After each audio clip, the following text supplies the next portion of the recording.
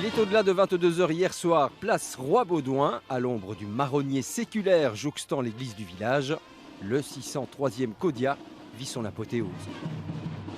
Le chaud d'eau contenant lait, sucre et mastel est fin prêt à être distribué à la population. Des ingrédients qu'il a fallu recueillir tout au long de l'après-midi. Car depuis 12h30, un cortège constitué de filles et de garçons costumés en paysans, d'un char chargé d'enfants tirés par des chevaux, déambule en rue et en musique.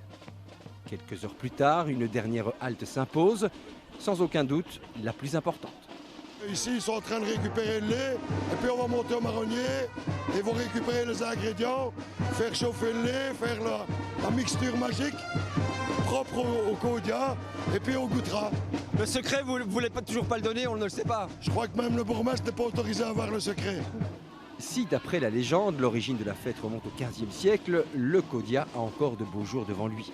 Quand on voit le nombre impressionnant de jeunes qui participent allègrement aux festivités. Un folklore qui se perpétue tout naturellement au fil des générations, où jeunes et moins jeunes vivent le moment intensément.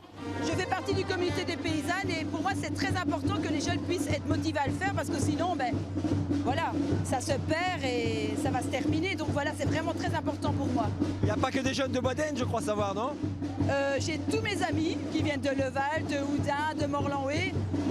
C'est un partage. Voilà, c'est vraiment le mot, le partage. C'est pas un folklore fermé? Pas du tout, pas du tout. Je pense qu'il y a beaucoup plus de personnes extérieures de Boden que des gens de Boden.